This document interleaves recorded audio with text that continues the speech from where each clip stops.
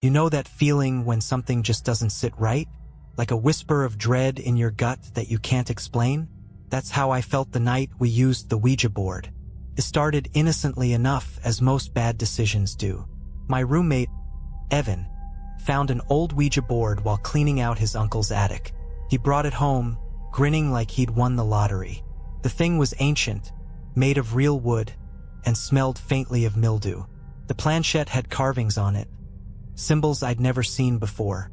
"Dude," I said, shaking my head, "this thing looks like it came straight out of a horror movie."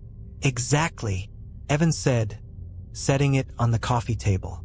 "Perfect for a Friday night scare."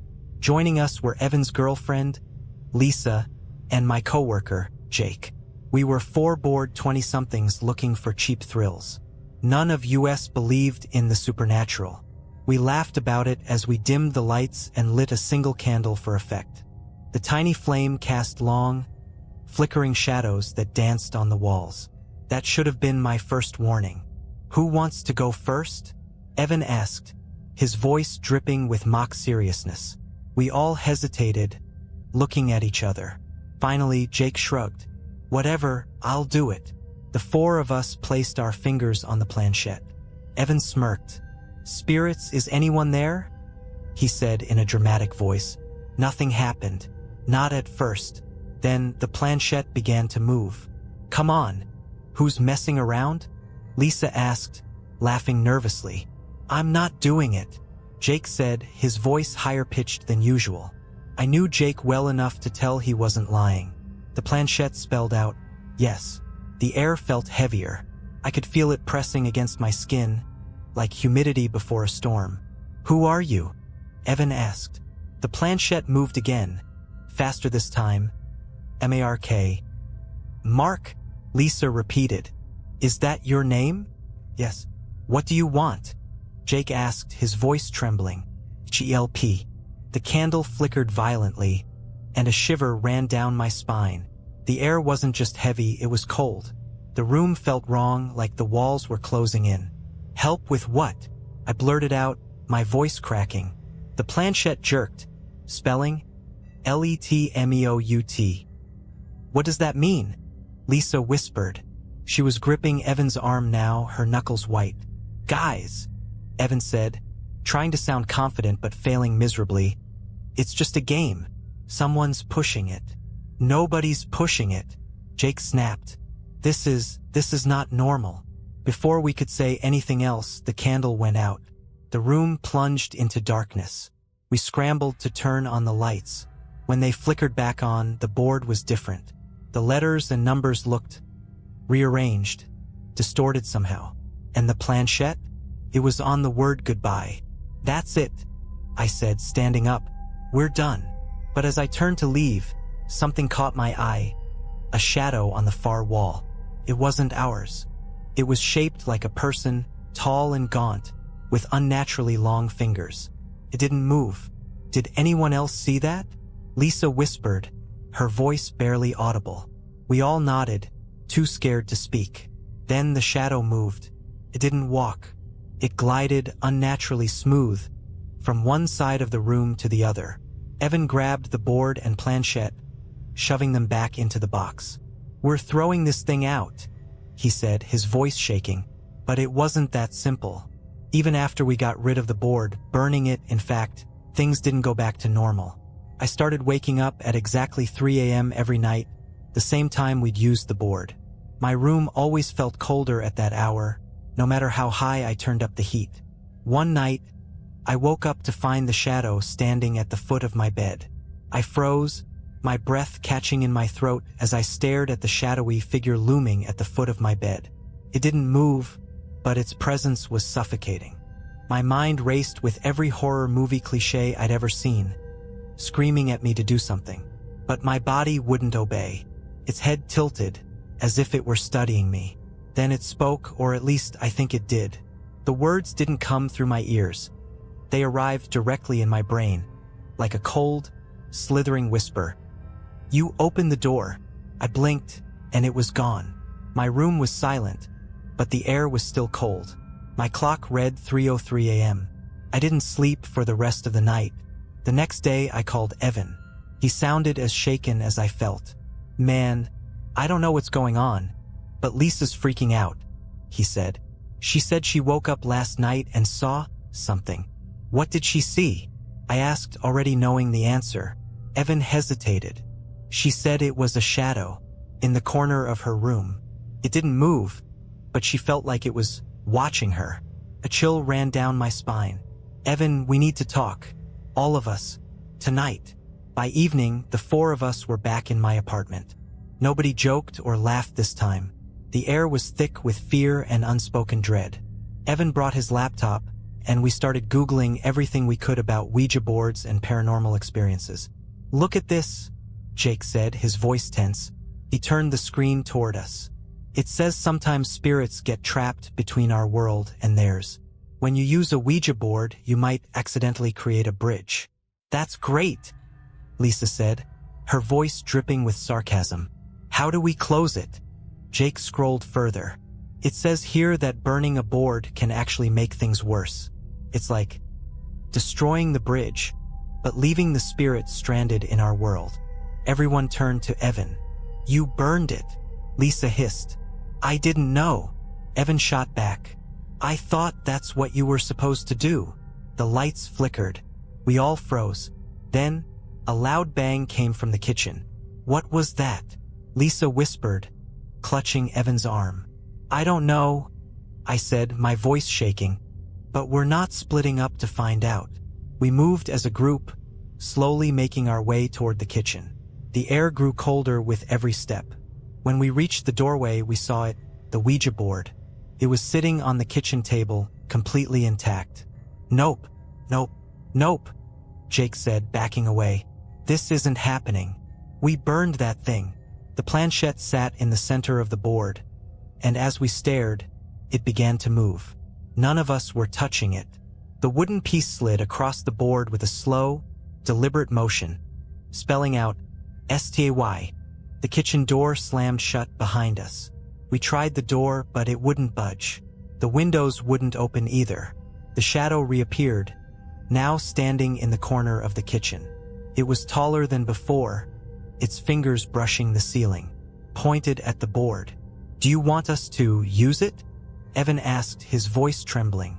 The shadow didn't respond, but the planchette moved again. "Yes." "I don't like this," Lisa said, her voice breaking. "I don't want to do this." "We don't have a choice," I said, though I hated the words as they left my mouth. We sat around the board, our fingers trembling as we placed them on the planchette. "What do you want from us?" Jake asked. The planchette moved faster than it had before, almost frantic. "You?"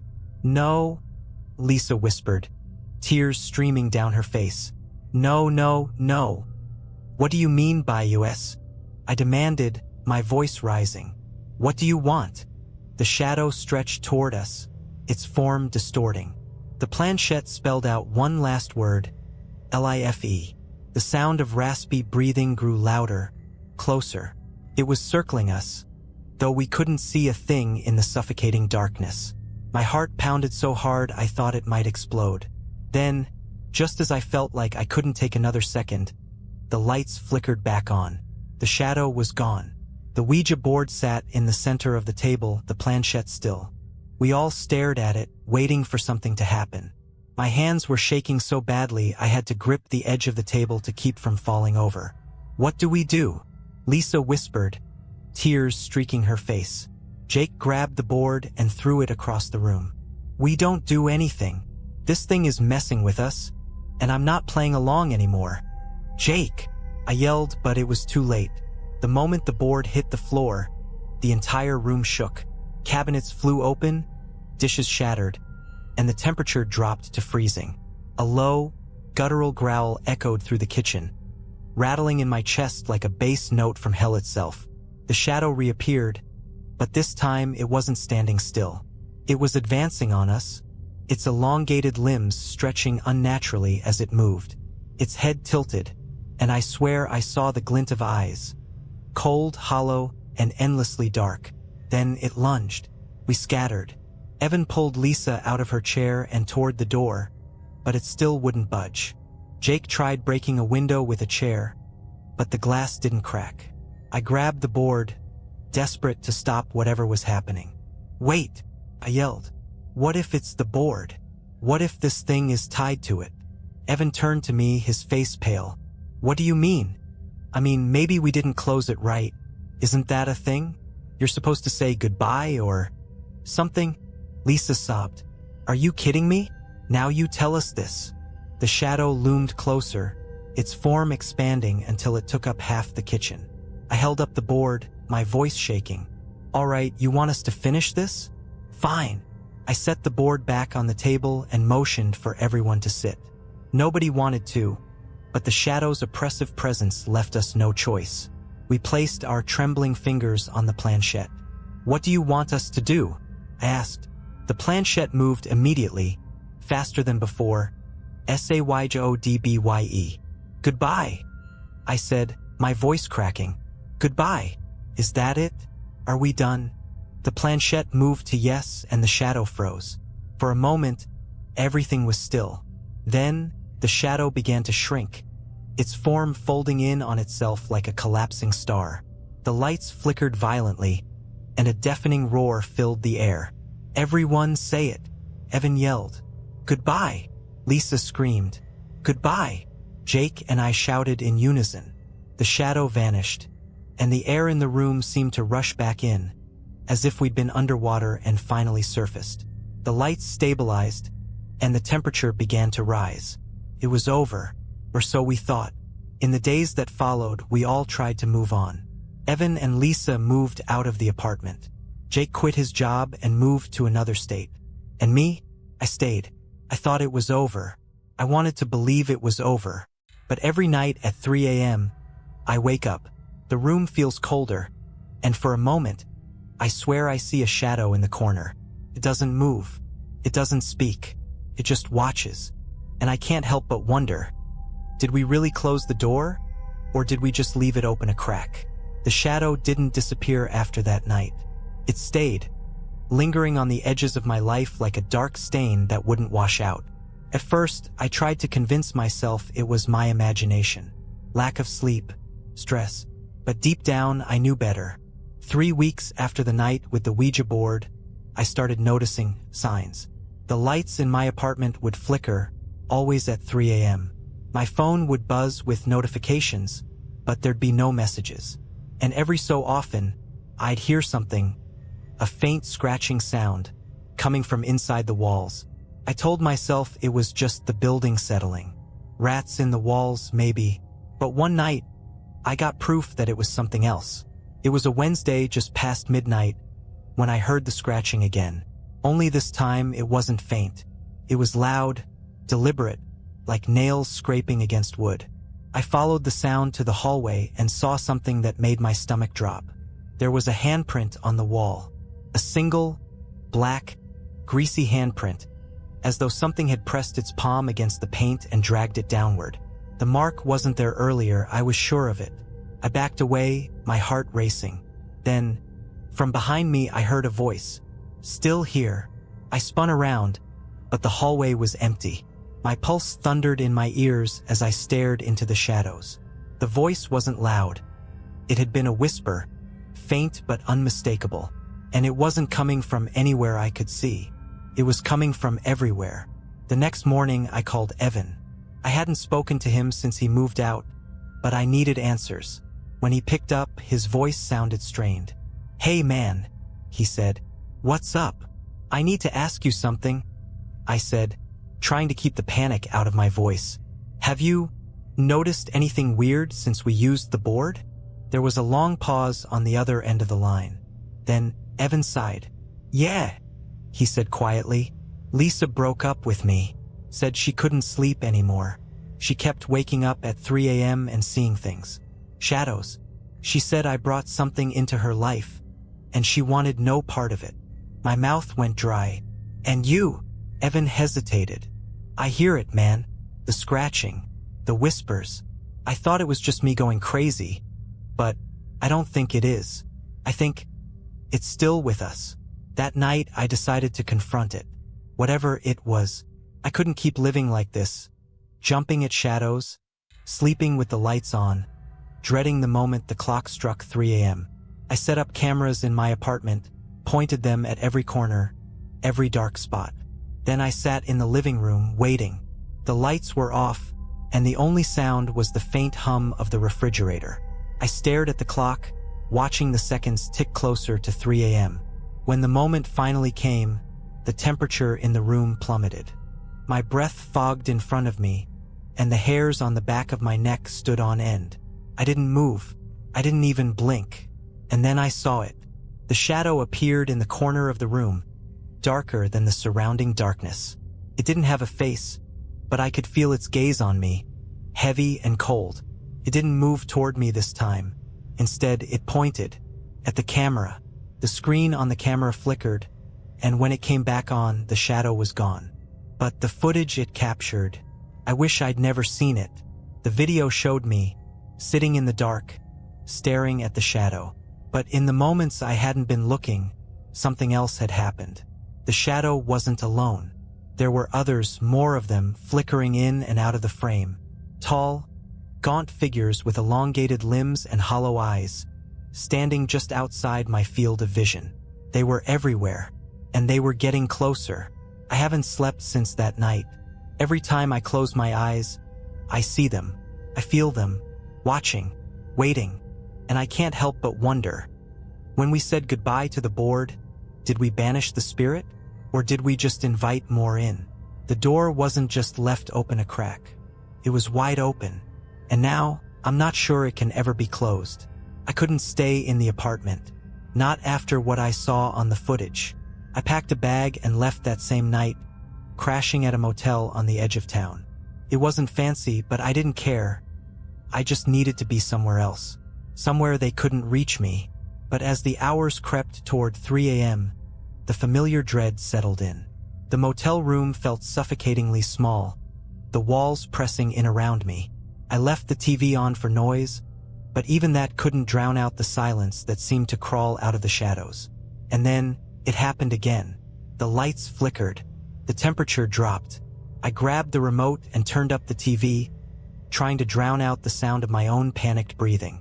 But no amount of noise could hide the faint, raspy whisper that slipped through the static. "Why did you run?" I spun around, but the room was empty. The shadow wasn't there yet, but I knew it would come. They always did. Desperate, I pulled out my phone and dialed Jake. It rang twice before he picked up, his voice groggy. "Dude, do you have any idea what time it is? I need help," I said, barely able to get the words out. "They're still here, Jake. They're following me." There was a pause. Then Jake's tone shifted. "What do you mean, following? What's happening?" I explained everything, the footage, the motel, the whispering. When I finished, Jake was silent for a long time. Then he said, "We need to end this. For real this time." The next day, Jake met me at a diner just outside the city. He brought an old journal, the leather cover cracked and worn with age.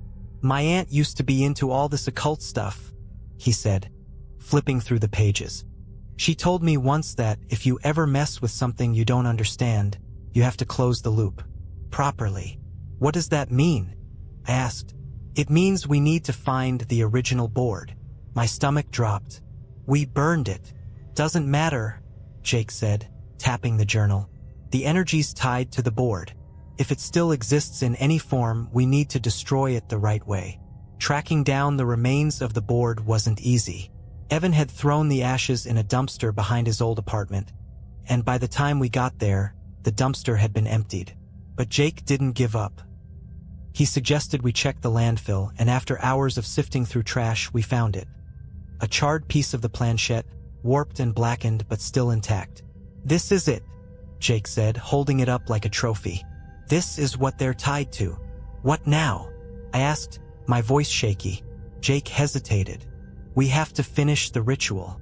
Close the loop." That night, we returned to the place where it all began. My apartment. It was the last thing I wanted to do, but Jake insisted it was necessary. He brought salt, candles, and a small silver knife. All things his aunt had told him could bind and banish. We set up in the living room, forming a circle with the salt and lighting the candles. Jake placed the charred planchette in the center of the circle and began chanting something in Latin. I didn't understand the words, but the air grew heavier with each one he spoke. And then the shadows came. They didn't wait this time. The moment Jake started the ritual, they appeared, dozens of them, writhing and shifting at the edges of the room. They didn't look like people anymore. They were something else entirely, their forms constantly changing, as though reality itself couldn't hold them. Jake's voice grew louder, more urgent. The shadows pressed against the circle of salt, their elongated limbs clawing at the barrier. One of them, larger than the rest, reached forward, its hand stretching impossibly long. The salt sizzled where it touched. "Keep them out," Jake yelled, shoving the silver knife into my hand. "If the circle breaks, it's over." I didn't know what to do, but instinct took over. I knelt by the circle, using the knife to redraw the salt line where it was thinning. The shadows recoiled, hissing like steam, but they didn't retreat. They kept pushing, testing every weak spot in the barrier. Jake's chant reached a crescendo, and the room shook. The shadows screamed, a high-pitched, inhuman sound that made my ears ring. Then, with a final shout, Jake plunged the knife into the charred planchette. The shadows froze. For a moment, everything was still. Then, one by one, they began to dissolve, their forms unraveling into wisps of smoke. The largest shadow lingered the longest, its hollow eyes locked on mine. It didn't scream or lunge. It just stared, as if committing me to memory. Then it was gone. The room fell silent. Jake slumped to the floor, breathing heavily. "It's done," he said. "The loop is closed." "Are you sure?" I asked, my voice barely above a whisper. Jake nodded. "They're gone. For good this time. It's been months since that night. The shadows haven't returned, and for the first time in what feels like forever, I can sleep through the night. But sometimes, when I'm alone, I still feel like I'm being watched. And every so often, at 3 a.m., I wake up. Not because of fear or cold, but because of a single thought that won't leave my mind. What if we missed one? For months, I thought it was over. The shadows were gone. The air in my apartment felt lighter, and my nightmares had subsided. Life went back to something resembling normal. But as you can probably guess, peace like that never lasts. Started small, as these things always do. A light flickering here, a cold spot in the hallway there. I told myself it was nothing. Buildings settle, wires short out, perfectly logical explanations. But deep down, I knew better. The shadows were patient. They waited, and then they made their move. It happened on a stormy night, of course, because these things have a flair for the dramatic. The rain hammered against my windows, and thunder shook the walls. I was on the couch, half asleep, when the TV cut out, replaced by static. At first, I thought it was just the storm interfering with the signal. Then the static stopped, and a single image appeared on the screen. The charred planchette. My stomach dropped. The screen flickered, and words began to form, one letter at a time, as if they were being typed by an unseen hand. Einthompelit. My breath caught in my throat. I wanted to look away, but I couldn't. The TV screen flickered again, and the image of the planchette was replaced by something far worse. A shadow. But it wasn't the ones from before. This one was different, bigger, stronger. Its form shifted and twisted, refusing to settle into anything recognizable. Then the screen went black, and the room plunged into silence. The air grew colder. My breath fogged in front of me, and the hairs on the back of my neck stood on end. I turned slowly, every nerve in my body screaming at me not to. It was there. The shadow loomed in the corner of the room, its hollow eyes glowing faintly. It didn't move, but its presence was overwhelming, like gravity pressing down on me. My mind raced, trying to make sense of what was happening. I thought we'd ended this. I thought the loop was closed. Apparently, we were wrong. I grabbed my phone and called Jake. The line rang once, twice, 3 times before he picked up. "What's going on?" he asked, his voice groggy. "It's back," I said, trying to keep the panic out of my voice. "Something's still here." Jake was silent for a moment. Then he cursed under his breath. I was afraid of this. What do you mean? I demanded. You said we closed the loop. I thought we did, Jake said. But maybe we missed something. Maybe there's another piece of the board. Something we didn't destroy. I felt a chill run down my spine. How do we find it? Jake hesitated. There's someone who might know. The next morning, Jake and I drove out of town to meet the one person he thought could help. His aunt. The woman who had taught him about closing loops and binding spirits. She lived in a small cabin deep in the woods, the kind of place you only see in horror movies. Her name was Miriam, and she greeted us with a knowing look, as if she'd been expecting us. You've stirred something ancient, she said as soon as we walked in. Her voice was low and raspy, like dry leaves rustling in the wind. And it doesn't like being unfinished. What do we do? I asked, cutting straight to the point. How do we end this for good? Miriam motioned for us to sit. She placed a bundle of herbs into a clay bowl and lit them, the smoke curling upward in intricate patterns. The spirit is tied to what remains of the board, she said. If you want to banish it, you must find every piece and destroy them in the proper way. She handed us a list of instructions. Burn sage and salt together. Draw protective symbols in ash. Say a specific incantation while destroying the pieces. And one more thing, she said, her eyes locking onto mine. The spirit will try to stop you. It will use fear, doubt, and anger against you. Do not let it break the circle, no matter what. Jake and I left her cabin with a newfound sense of dread. The storm wasn't over, it was just beginning. Back in town, we retraced our steps, searching for any trace of the board. It took days, but we finally found the last piece. An unburned fragment of the board, hidden in the landfill under layers of trash. The second I touched it, the air grew colder, and the shadows began to stir again. We returned to my apartment that night, armed with Miriam's instructions. The salt circle was drawn, the herbs were burning, and the fragment of the board sat in the center. Jake began the incantation, his voice steady despite the tremble in his hands. The shadows didn't waste time. They appeared instantly, their forms swirling like smoke, pressing against the edges of the circle. One of them lunged, its claw-like hand reaching for Jake's face. But the salt held, sizzling where the shadow touched it. Keep going, I shouted, reinforcing the circle with more ash. Jake's voice rose, louder and more commanding. The shadows screamed, their forms distorting and collapsing in on themselves. One by one, they vanished except for the largest one, the one from the TV. It stepped forward, its hollow eyes locked onto mine. I could feel its anger, its hatred, but I didn't back down. Jake finished the incantation, and I threw the last piece of the board into the flames. The shadow let out a deafening roar, its form disintegrating into a whirlwind of black smoke. The room shook violently, and for a moment, I thought the circle wouldn't hold. But then, everything went still. The shadows were gone. For good this time. It's been weeks since that night, and the shadows haven't returned. The air feels lighter, and I finally sleep without waking at 3 a.m. But sometimes, when the wind howls or the lights flicker, I wonder, did we truly finish it, or did we just buy ourselves some time? Because if I've learned one thing, it's this: once you open the door, it's never fully closed. Weeks turned into months, and I convinced myself the nightmare was over. The shadows were gone, the board was destroyed, and for the first time in nearly a year, I felt like I could breathe. Jake and I stopped talking about what happened, like it was some unspoken pact. If we didn't acknowledge it, maybe it would stay buried. But the thing about buried things is they have a way of clawing back to the surface.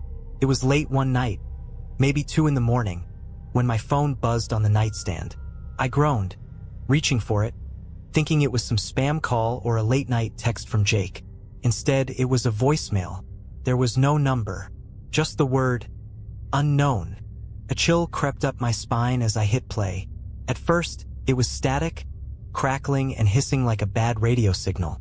But then I heard it, a voice, faint, distorted, but unmistakably familiar.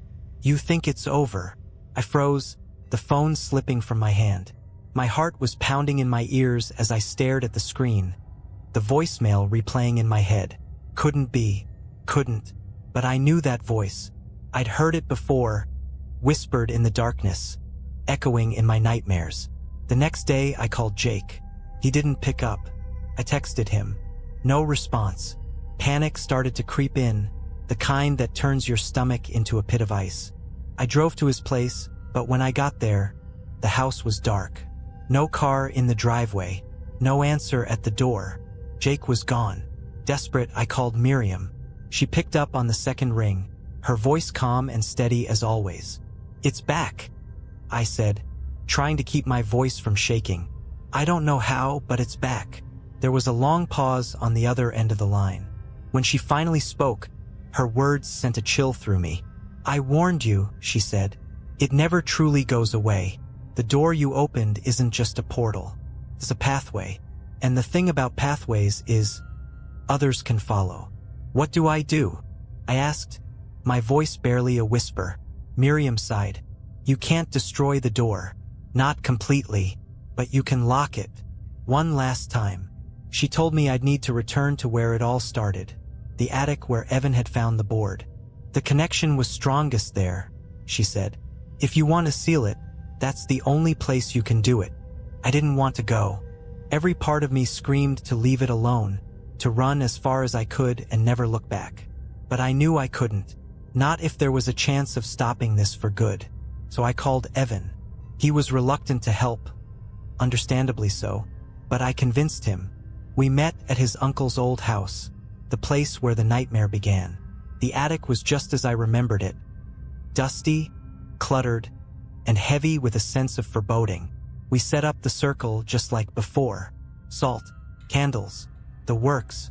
Miriam had given me a new incantation, one she said would lock the pathway and sever the connection to whatever was on the other side. Evan was visibly nervous, his hands shaking as he lit the last candle. "You sure this is going to work?" he asked. "No," I admitted, "but it's the only chance we've got." The moment we started the ritual, the air changed. It grew heavier, colder, and the faint smell of sulfur filled the room. The shadows didn't wait this time. They appeared almost immediately, more of them than I'd ever seen before. They swirled around the edges of the attic, their hollow eyes glowing in the flickering candlelight. "Keep going," I yelled as Evan faltered. "Don't stop." He nodded, his voice trembling as he continued the chant. The shadows pressed against the circle, their forms twisting and writhing like smoke caught in a storm. I could feel their anger, their hatred, as they clawed at the barrier. And then the largest shadow appeared. It was the one from before, the one I'd seen on the TV. Its presence was overwhelming, filling the attic with a suffocating darkness. It didn't try to break the circle. Instead, it stepped inside. The candles flickered violently, the flames threatening to go out. The air grew colder, and my breath came in short, panicked gasps. The shadow loomed over us, its form towering and monstrous. "You can't stop me," it said, its voice echoing in my mind. "This door will never close."